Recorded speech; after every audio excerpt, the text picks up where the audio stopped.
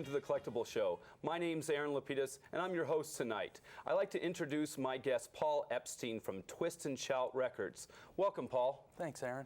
We're very lucky tonight to have Paul talk to us about rock and roll memorabilia. And right now you're probably looking at the studio and seeing we're in rock and roll heaven.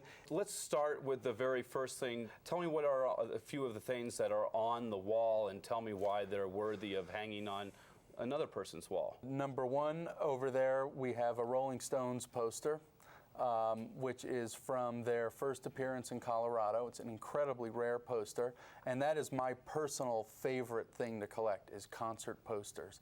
And it is a field that has grown dramatically. You've seen concert poster auctions at Sotheby's and at the big auction houses.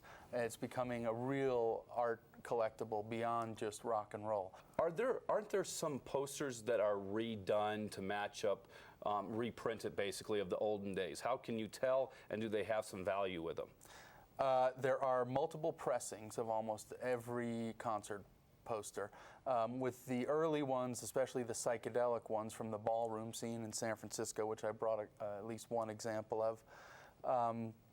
There's a careful, at the bottom of the poster, in the bottom right-hand corner, there's a careful little bit of numbers that tell you this is pressing 1 and where it was made and when.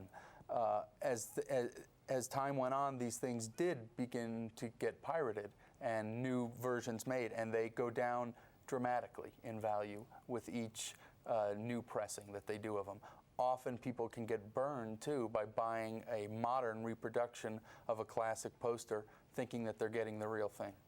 And how can you, is there any other ways except for the wording? Can you look to see if it's yellowed or if, because I know a lot of things can be made to look old. Yeah, these things are not foolproof, and as we talked about once before, buyer beware. You really have to learn some stuff before you can just start investing large amounts of money. There are various price guides and books that describe posters and tell you what to look for, etc. But the buyer really does need to know. There are certain things like the stock of paper and whether it's yellowed and that are good tip-offs, but they're not surefire.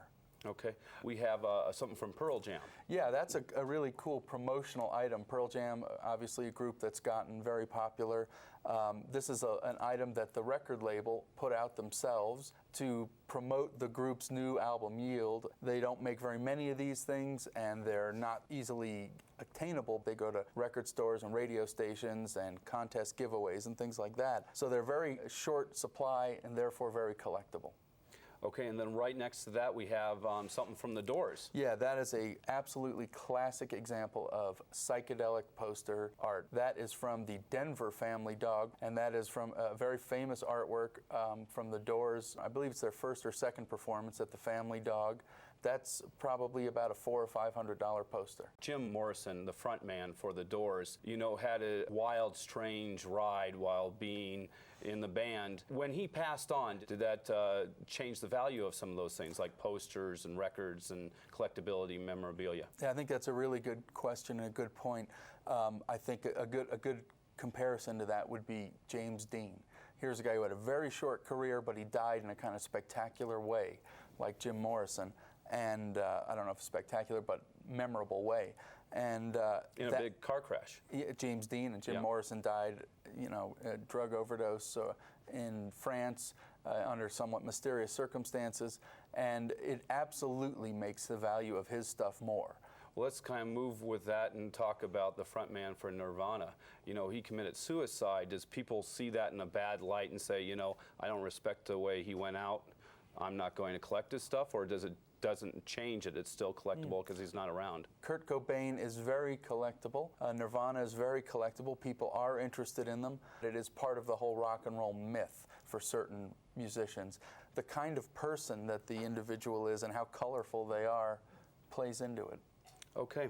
Paul, I'd like to thank you for being on my show. Paul Epstein from Twist and Shout Records. I want to thank you very much for viewing my show tonight. And remember, one person's trash is another person's treasure. So keep collecting. I'm Aaron LaPedis with The Collectible Show, and you have a great night.